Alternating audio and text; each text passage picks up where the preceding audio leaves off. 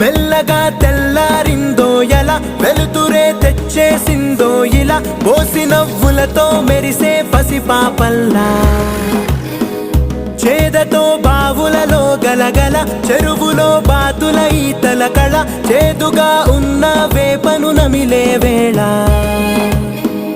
చుట్ట పొగ మంచుల్లో, చుట్టాల పిలుపుల్లో, మాటలే కలిపేస్తూ మనసారా మమతల్ని పండించి అందించు హృదయంలా. మంటలు ఆరే